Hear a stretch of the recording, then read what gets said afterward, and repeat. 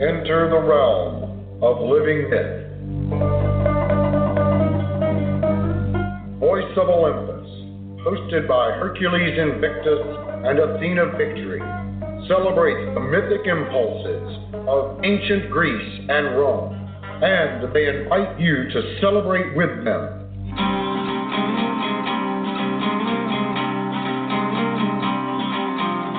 Welcome to Voice of Olympus.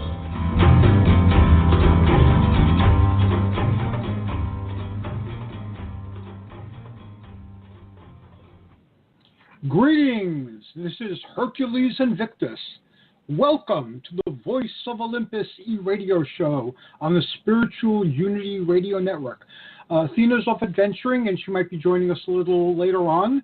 Tonight we have Michael and Dianne Dunkin, and today they're going to talk about the sixth revelation. Welcome, Michael and Dianne. Oh, thank you, Hercules and Athena. Thank you so much. And here's Michael. Hello, Hercules. Can you hear me okay? Can you hear me okay? I can hear you great. Athena's not joining us tonight, or she might drop by a little later, so it's just us. Thank you for coming back on the Voice of Olympus, and I'm looking forward to learning a lot more about the sixth revelation. Thank you. Thank you so much. Now, I must say that this is an interesting journey, and that the door that's opened with the Urantia book was something I did not expect, because I have very good relationships with several cosmic spiritualities, as I like to call them, and for well over a decade I've been building up a relationship with them and understanding the wisdom that they're offering and tying it into the ancient wisdom that I grew up with. And I must say that more has been happening with you guys than has happened in very many years in my relationship with other groups. And things seem to be moving very quickly, and I'm very happy about that. Well, we are too, Hercules. Very, very happy. Very happy. So let's start with the first 5 revelations so we can get to the 6th. Okay, well, first of all, for those of you friends that don't know us yet, my wife is Dianne Dunkin, and I'm Michael Dunkin. I'm an interfaith minister, so we're happy to be fellow interfaith Argonauts with you and your previous guests. So yes. we're so happy to be with you. And I'm happy you're with us too. Thank you. Thank you.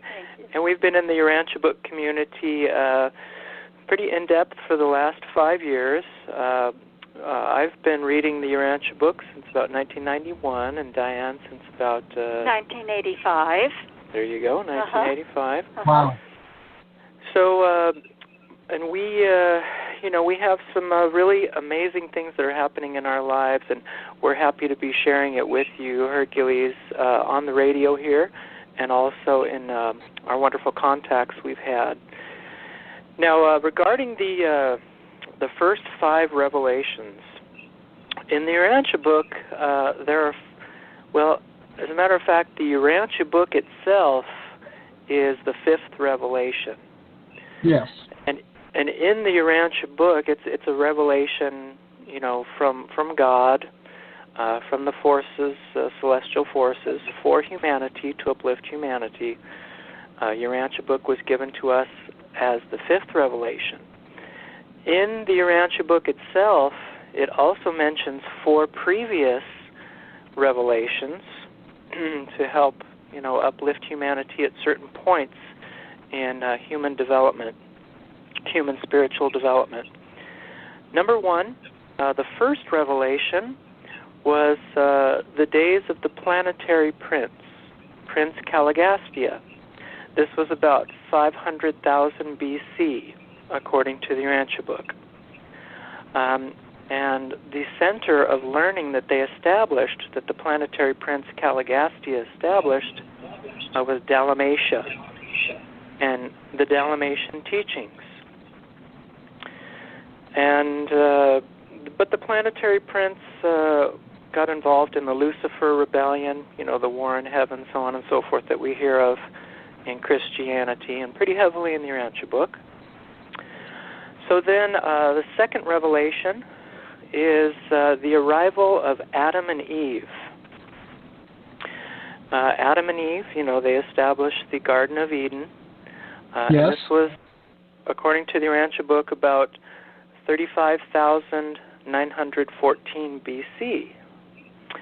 And even though they came to a rebellion-torn world after the Lucifer rebellion, they were still given a mandate to uplift the races with the violet blood and with their center of teaching, which was the Garden of Eden, right? Okay. So then on to number 3. After Adam and Eve default because they tried to uplift the races too early. They mixed with some of the tribes, some of the more primitive tribes in the Garden of Eden area. So a bestowal son comes to the earth to help rectify that, and his name was Makiventa Melchizedek. And this was about 1980 BC, and Makiventa Melchizedek tries to reestablish monotheism with Abraham, and Abraham spreads this doctrine of the Most High God to Asia and to other parts of the world. So Makiventa does his job. He prepares Abraham and Moses, and then number 4, the fourth revelation is in the Urantia book, part 4 of the Urantia book, and it's the life and teachings of Jesus of Nazareth. So it's the New Testament then. I'm sorry, say that again? The New Testament, as most people would call it, Christianity. Yes, absolutely, okay. Right. Okay, so Jesus of Nazareth has his 7th bestowal. He goes through 7 bestowals on lower levels of manifestation, and his 7th bestowal is as a human on the earth, on Urantia, as Jesus of Nazareth. And then in 1955, you have the publication of the Urantia book, which is, like I said earlier, is the 5th revelation. So those are the 5 revelations leading up to what we'll be talking about as the 6th revelation. And I've been reading up on the Urantia book. There's an online resource I've been using, and also I happened to find a book in my library that talked about the teaching missions and the arrival of the ancient teachers and how they've been providing various groups with new material. Did the 6th revelation arise from one such teaching mission, yours, or? No, we are not in the teaching mission. We have not been involved with that. This is a experiment that was given to us by the Infinite Mother Spirit, and she gave us to Supernifem, who were to train us for the coming of this, to prepare everyone for this 6th revelation. And what is the 6th? So I would say Hercules, regarding the teaching mission. It's since about the early 1980s, it's become a part of the Urantia book community and the Urantia book movement. We have not really been involved in the teaching mission, although we do have some wonderful friends that are Urantia book readers that are in the teaching mission, with whom we have contact, and we're sharing some of these new developments with. They're very awesome and very interesting, and the direction they've been taking is phenomenally intriguing. And this is, again, an adventure I wasn't expecting, and it's made me challenge some of my preconceived notions, and that's always good. And then you no longer see something the same way. So this will be a journey we'll be sharing more in days to come. But for now, let's establish a little bit of background. The subtitle of this segment is The Return of Christ. So how is the 6th revelation going to bring that about? And can you explain a little bit more about what the sixth revelation generally is about? I know we have another show where we'll be talking about things more specifically, but today, just to lay the groundwork. Okay, we'll lay a little bit of groundwork, but we'll also try to push some of the preconceived notions too, I hope. Because our preconceived notions have been blown out of the water in the last couple of years. So, okay, so yeah, it is for us. We're having a really wonderful journey. It's really great for us. Okay, so we have the return of Christ. Now, as I mentioned, the fourth revelation was Jesus of Nazareth, who came to Urantia on his seventh bestowal. Now, there's another aspect to Jesus Christ. Jesus Christ, of course, we know is, in the story, divine and also human.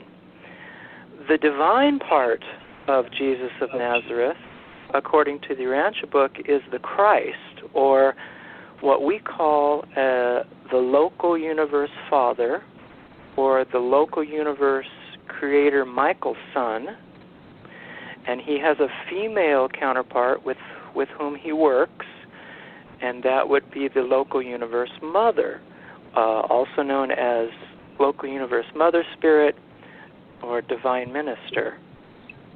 Okay.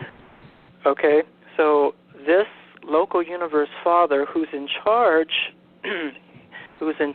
of about 10 million inhabitable planets in what we call the grand universe, which is, trillions and trillions and trillions of planets, inhabitable planets.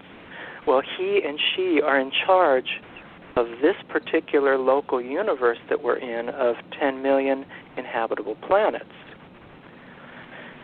And he is the prototype or the essence of the Christ. He is Jesus in divine form. He's the pre-bestowal. He's the pre-bestowal and post-bestowal Jesus of Nazareth. Now, this local universe father manifests himself and has these bestowals to gain experience on the many different levels of reality of life in this local universe that they oversee. Now, so I guess you could kind of say he returned, or he came 7 times, right? But we're saying that there is now a really special event happening, a really special time when this local universe father, having risen and ascended to the right hand of the Father after his life as Jesus, he is now returning to this earth. And he and the local universe mother are going to be the closest they've ever been to the earth at this time. For the last 2,000 years, it's the closest they will be to the earth in that time. So they have told us, because we meet with them, they've told us that we could consider this a return of Christ, kind of like a second coming of Christ to be with us. Now, would this be on a physical level, a spiritual level? Would it be in one of the planes surrounding the earth, or inside of us?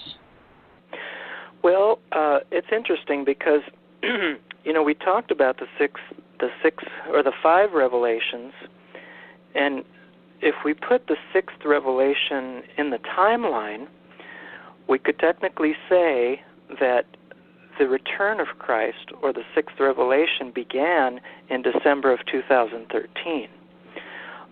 Dianne met the local universe father. He came, and he came to her in the home, and it was real. Yes. Yeah. But it wasn't necessarily in a physical form. Well, he wasn't in a physical material body. I saw him when I was perfectly, fully conscious and awake. I was just simply cleaning my room. We call it the Urantia room upstairs that we have given to them. We've given them many rooms now, but this was the first one, the Urantia room. And he did appear to me.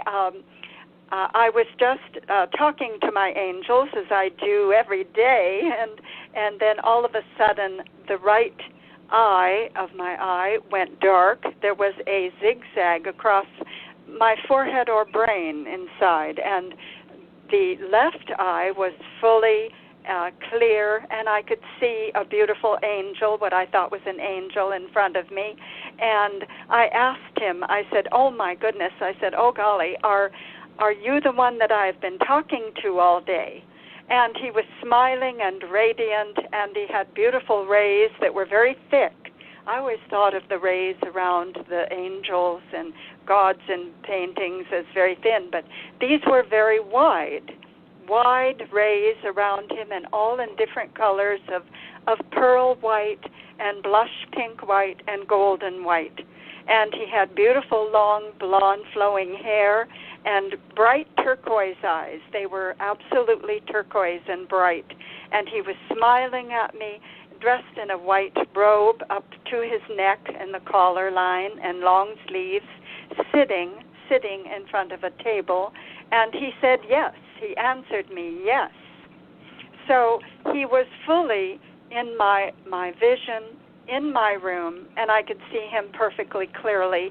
And I talk about the rest of the vision, and we will be exploring that at a later time again. Sure. But he was actually there, and then I was taken in my, I would assume, my astral body to Wadsworth Mansion, which is in Connecticut, where I was told at a later time that the father and the mother have been having a planetary government headquarters for the last 100 years, a government agency on this earth.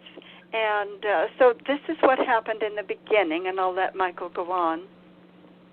Mm-hmm. I'm very interested. Initially, what interested me about your account was for a lot of people, religion is not something living. And they think that the days of encountering celestial beings and communicating with them and of experiencing miracles are long past, if they ever happened. But in point of fact, very many people on the planet are living in a reality that is very similar to what existed in ancient times, where man and the higher powers could communicate and did. Absolutely. And our religions and our mythologies are memories of those things. And it certainly is not dead. It's very much alive in our world. And as I had told Alden, the previous guest, I've been playing hide and seek with my operant archetype and his female counterpart my entire life. And I've been finding them behind masks in various cultures. So when I first started to get to know both of you, I started playing hide and seek in what I was learning. And it took a very short period of time to see the face of the divine that I'm familiar with in these teachings as well. So that's what blew away my preconceived notions. So at this point, I'm open to new learning. So I thank you for that.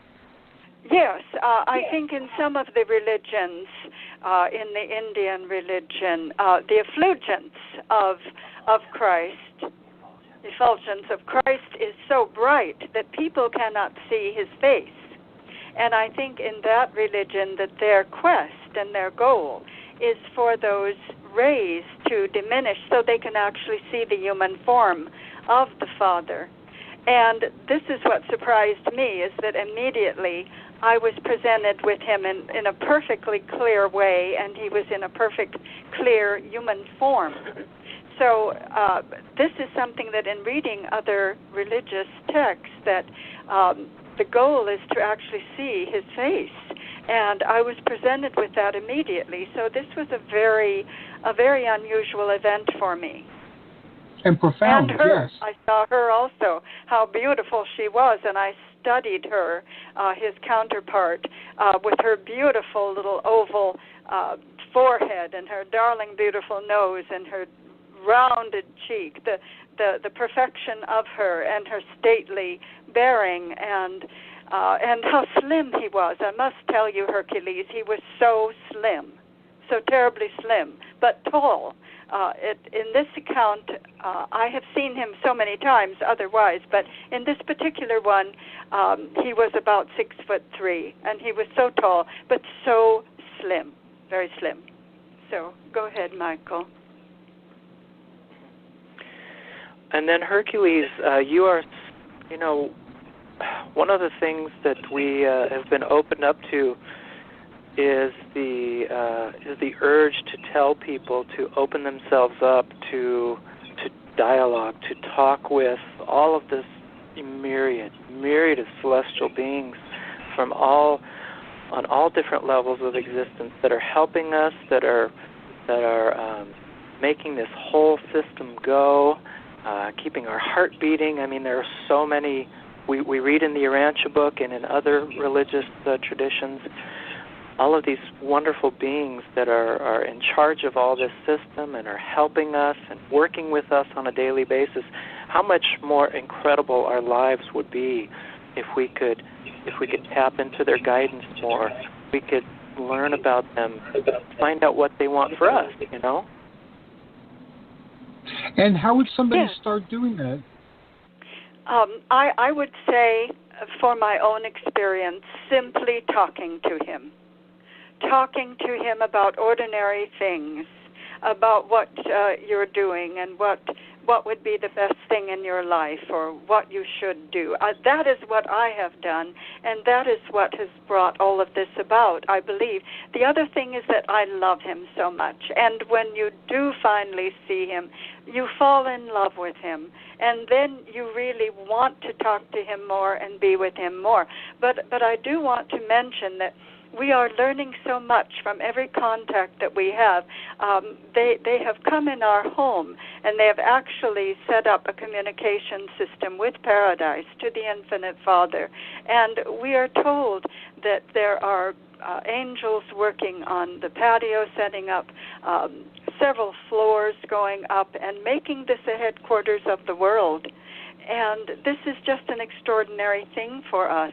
The Infinite Mother, we have been told, went to Africa during one meeting, that's where she had been, to try and open men's hearts. And we're starting to get a little feel of the workings of some of these celestials, what they actually do, which, I've read the Bible all my life, and then I finally found the Urantia book, and then you really desire to know more about what the goings-on of this part of the world is, because it is a part of our world too. That is very true, that there are celestial beings. They're very involved in our lives, and many times what is preventing them from interacting with us are our preconceived notions. And people believe that it can't happen, or that what they're hearing is their own thoughts, and all sorts of other things that just effectively block any type of communication from invisibles. And then I wanted to add to the return of Christ idea here, if I may. Okay. As I said, in December of 2013, Dianne had this encounter with the local universe father and mother, the Christ, the essence, the essence of Jesus, right? So, but then a little bit later in 2015, we encountered them again. She had been encountering them on a regular basis, but there was an encounter where they came in a meditation, and they wanted to see our home.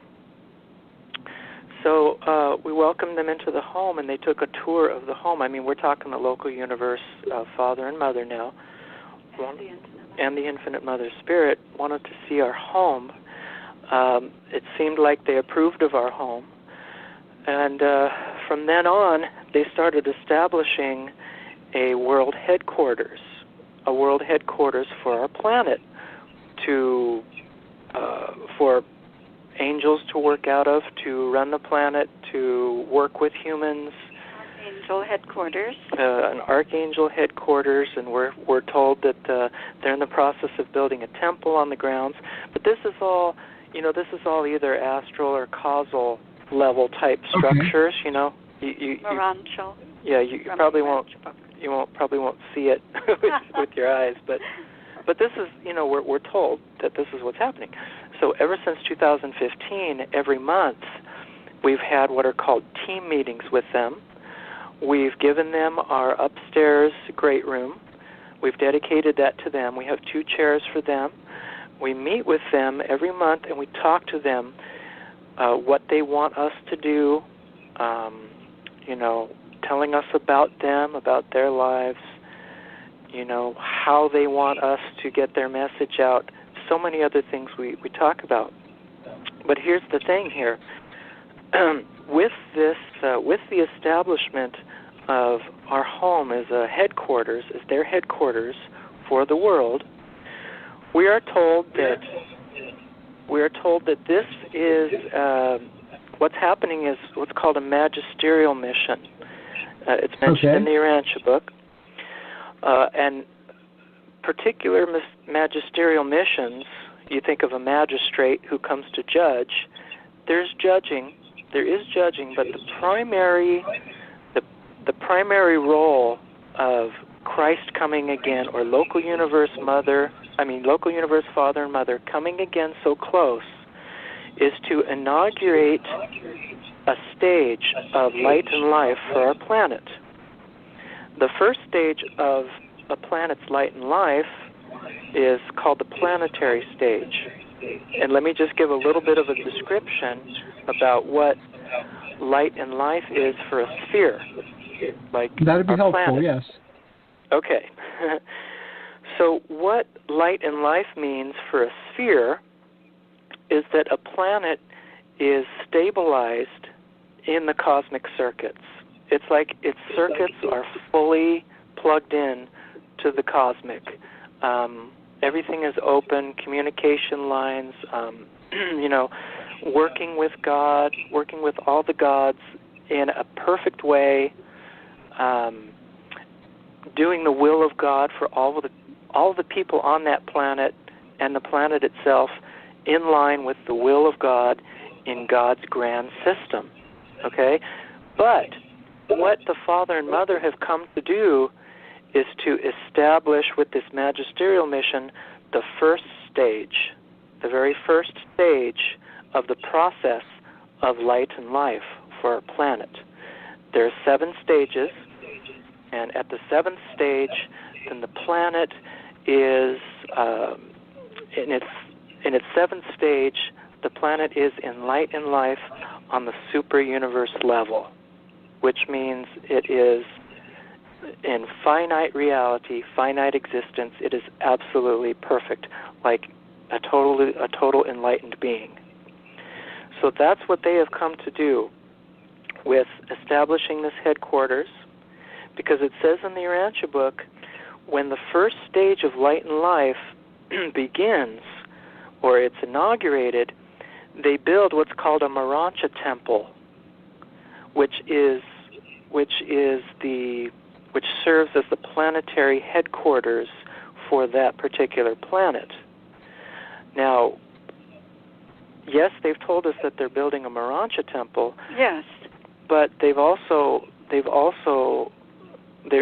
begun building, and some of it completed, administration. Right. Administrative offices or centers or what have you, yes, to accompany this Urantia temple. So, and what is for the us, administrative office? Oh, I'm sorry. The administration. Oh, no problem. The yes. administration is angel headquarters, seraphic headquarters. It's all of these celestial beings that work with the Father and Mother. They're administration centers for administering the affairs of the world. We don't have all the details yet, but okay. But it's kind of like a business or like a government that has an administrative center, but they're also building a temple. Well, actually, they are going to build 2 temples, to be truthful. The first temple will be in the backyard, and that is the one when the Infinite Mother was here the very last time, and that was the 1st of January 2017. She was in the backyard for 3 days before that, before she left. And I was told she was setting up the communication for the new temple and working on the plans for it in the backyard. Now, we have in back of our fence, in back of our backyard, a large school area, a large park. It's quite an expansive area. I was told that eventually there would be a temple made there that would be as the temple is described in the Urantia book, and that would be to the Universal Father. And that's pretty awesome. That was very exciting to be happening to you. Yes, so that is the 6th revelation in a nutshell. That okay. The Creator Son, the local universe Father and Mother have come in the form of a God, not in the form of a man, as in the story of Jesus of Nazareth. They've come as a God close to the earth to establish the world headquarters in the Urantia Temple to begin the new era of light and life for our planet. How will our lives differ once these temples are built and this step has been established? We know what world we live in now, and in some ways it's a wondrous place, and in other ways it's like someplace on the lower astral. So I can believe people who say we're sliding into the astral plane because it seems like we've entered it. How will this change the external reality that most people perceive? Okay, well, from the internal comes the external, as we know from our theosophic teachings. Everything comes from the inner to the outer. All of these angels, these archangels, these seraphim, these Melchizedeks, we're told maybe Adam and Eve might come, not sure, but all of these beings are working on an inner level. They're close to the earth. They're working on an inner level with human beings throughout the planet. They say they're working especially, their focus is especially on the United States and some other countries, but focus mostly on the United States. The United States being the kind of the vehicle for this change. But they're working with the people of the United States and the world on an inner level to open their hearts to, number one, cultivate world peace, to work on people opening their hearts to be more compassionate, more kind, and more loving. They're working on people's hearts to put out a message for people in the world to love them more, to open their hearts to them more, connect with them more, dialogue with them more, and establish a deeper relationship with them. And so with the idea of world peace on an outer level, and them working on men's hearts and people's hearts on an inner level, there should probably be, I would think, some transformation taking place in the world. I think we're all praying for that, and you guys have a regularly scheduled prayer for peace. How can folks get involved with that? Oh, yes. Our next World Peace Prayer is actually this coming Friday. Within our Urantia community, our Urantia book community, it was last July, the Father, as a matter of fact, in a team meeting with the Father and Mother, the Father urged us to begin a World Peace Prayer with our Urantia book community. We established that in July, and we have about 150 to 200 people in our Urantia community that we send the announcement to for the monthly World Peace Prayer. Our next one is going to be on Friday, February 10th at 8 p.m. And the father and mother will be here.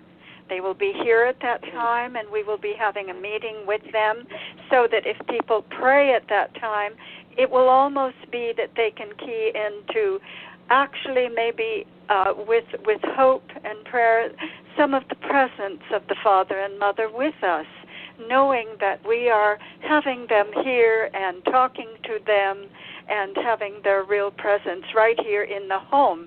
And I do want to make a mention that when I went to Wadsworth Mansion, that was the headquarters for the past 100 years.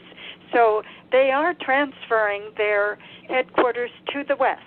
Now, I don't know on what purpose or what reason that is, but they have gone from the East Coast to the West Coast here, where we are, and this is the new headquarters of the world. So they are operating now to make that fully operative, and we'll see what results come of it. I know that in some of the other theosophical and cosmic systems that I've studied, there is a retreat, so-called, for Hercules and Athena, who are considered Elohim, or creator gods. And they say it's out west somewhere on the side of a mountain. But I found that in my meditations, I can go there by closing my eyes. So of course. It's always, wherever it happens to be on the planet, it's just close your eyes and well, I know relax. There has been talk of Mount Shasta has always been a retreat area, yes. But I'm not sure if there is another one that they're talking about here in the West, in our area. But that's all very exciting, and it's alive, and it's happening now, and it's an opportunity for people to get involved with matters of cosmic import. So it's all very, very exciting.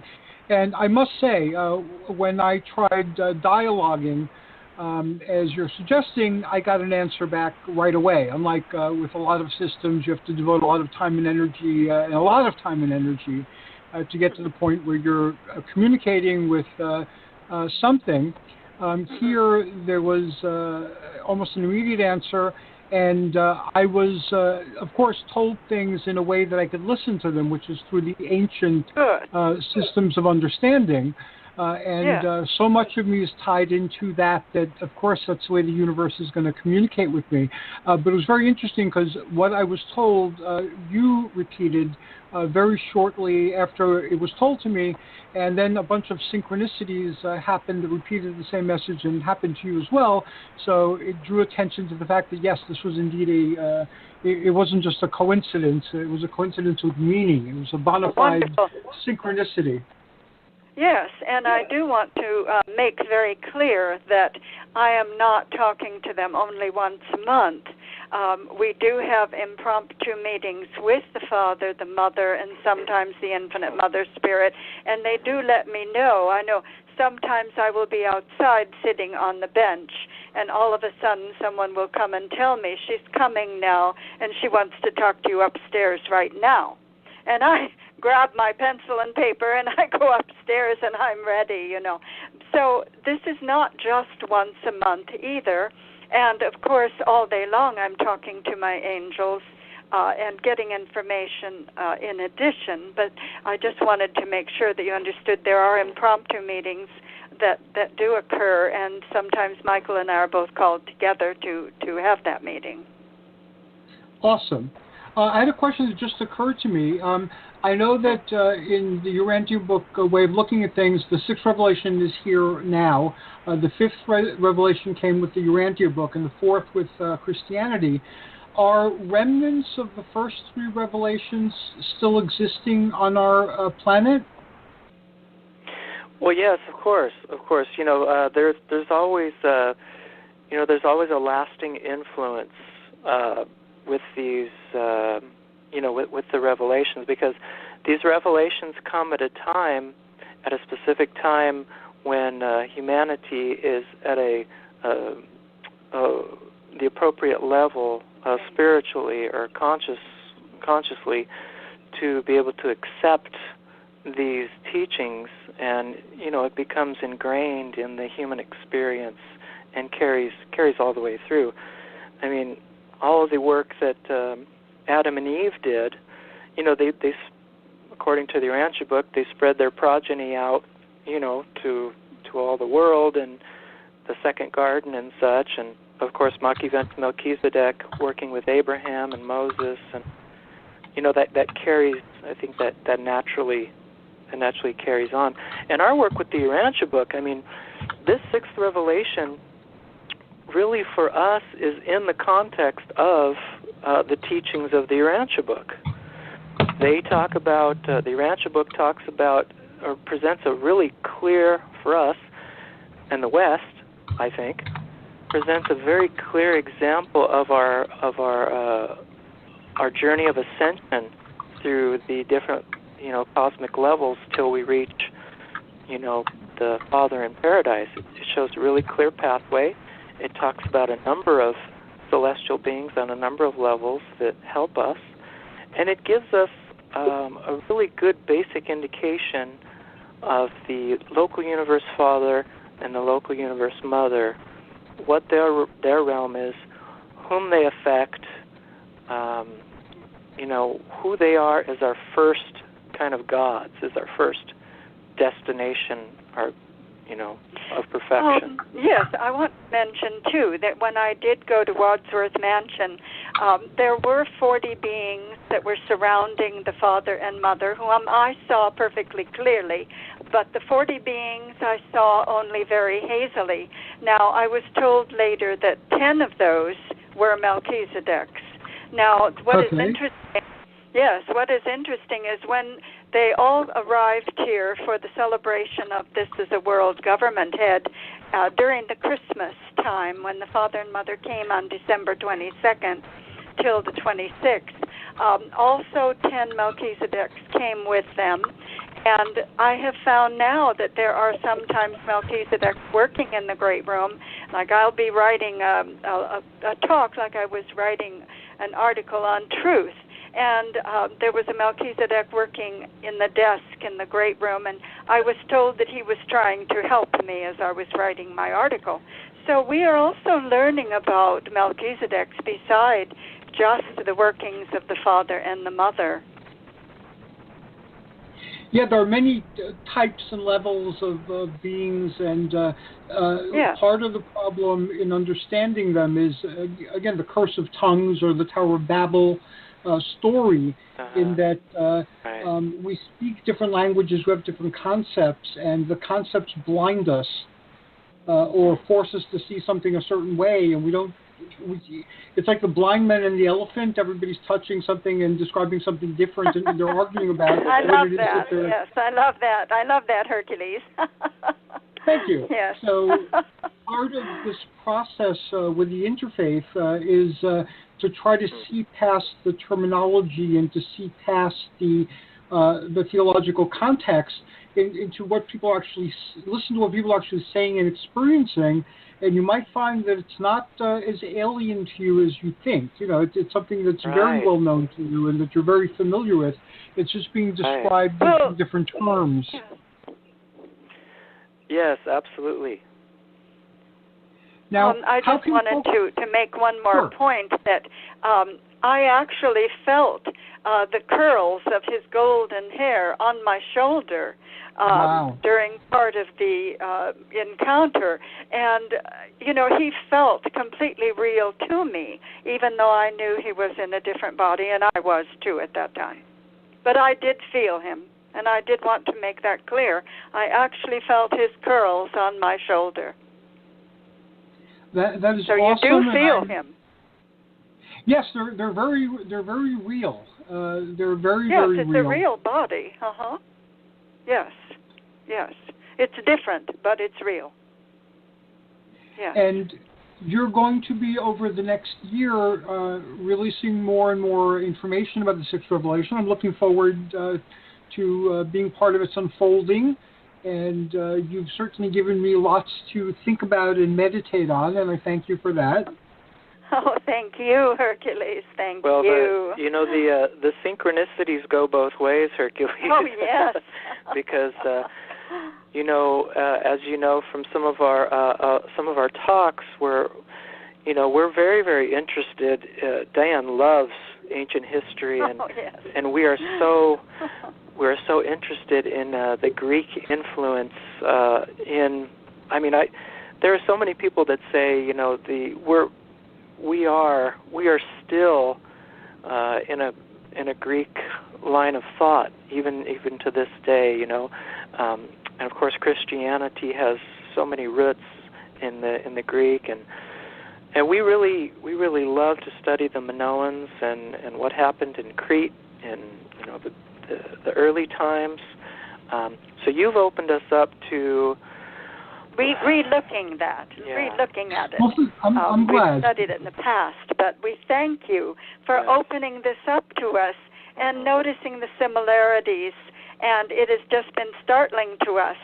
Yeah, and our interfaith, it just speaks interfaith volumes to us, because as you know, there are so many parallels. I mean, the essence of the gods, the wisdom teaching, the wisdom religion is all there throughout the ages in different, as you said, you know, different names, but the gods are there, the angels are there, the celestial helpers are all there, whatever names they are. We can all experience them no matter what language we speak, no matter what religious philosophy we adhere to. And I found that to be very true as well. I will, if you send me a copy of the prayer invitation, I will share it on Facebook and I will share it on my website. And this way more people can find out about it and join it. And Thank it's you. 8 p.m. Pacific time, right? Yes, it's Friday, February 10th. That's this coming Friday. Yes, 8 p.m. Pacific. And we also wanted to mention, you know, if anyone wanted to, you know, be updated on the times, they could certainly, you know, they could contact me personally with my email is michaelduncan1 at hotmail.com. It's MICHAELDUNKIN, the number 1 at hotmail.com. And they can, you know, they can email me and we can send them out. We can send them out the announcement times. But we also appreciate you posting that on your Facebook and letting us announce it on your radio program once in a while. Appreciate that. Thank you for joining to make the Father's message get out to as many people as possible. And we praise you and Athena for this. Thank you. Praise isn't necessary, but I thank you for your kind words. And it's a pleasure to be a part of this. I'm enjoying getting to know both of you. And this has been a very interesting journey, and it promises to become even more interesting in the days ahead. So I'm very grateful for that as well. And I must say that the more ancient perspectives too, the original Theosophia, the original theosophy of the Hellenistic age, a lot of what is being shared with us now was shared back then as well. And if you know where to look for it, you could find it, but it's not commonly known.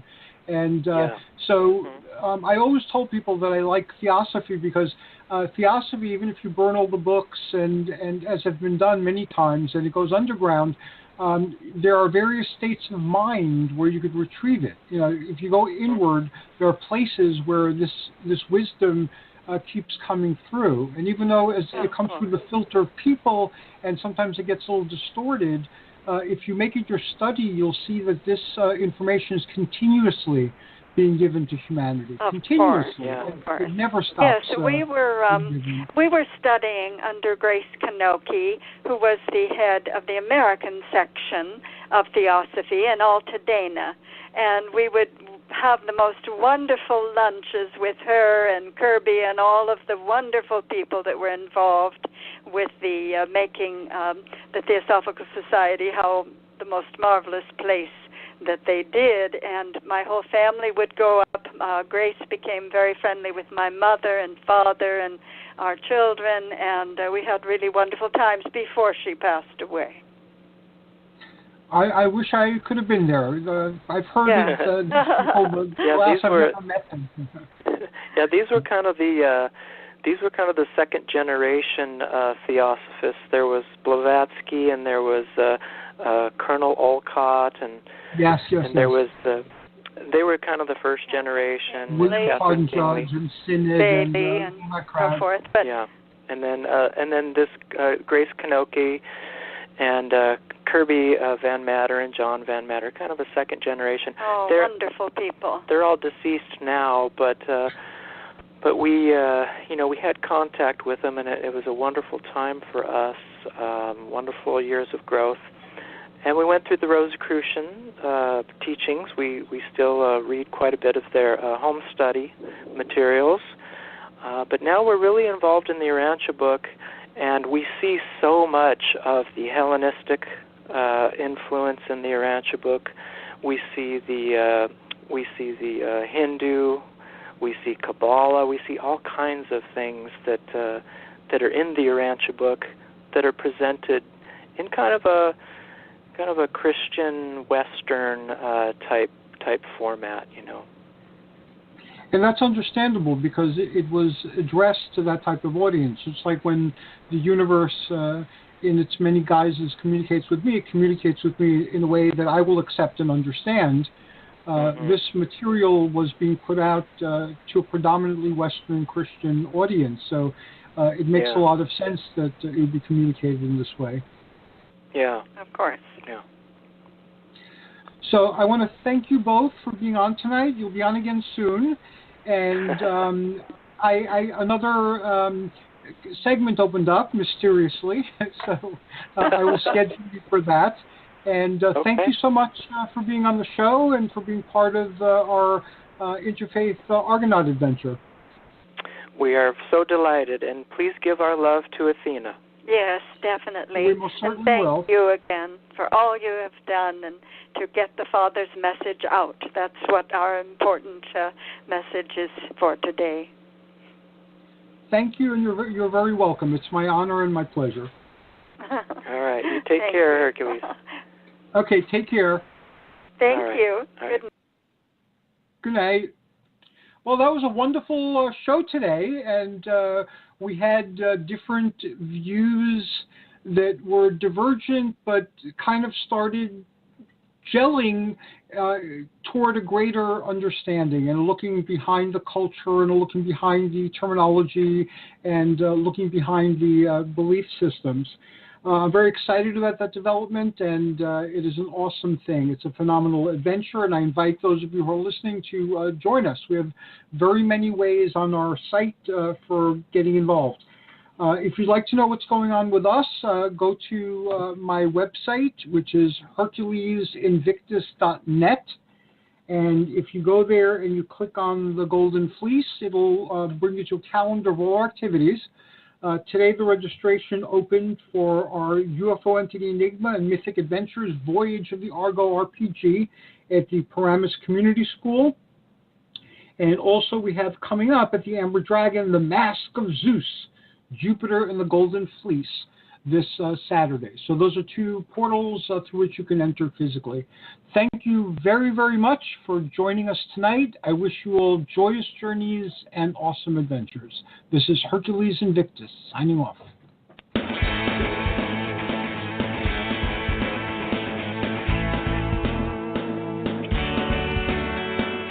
Thanks for listening to the Spiritual Unity Radio Network. Join us 7 nights a week for exciting programming covering a variety of expressions of faith. And remember, all manifestations of the divine are equally valid.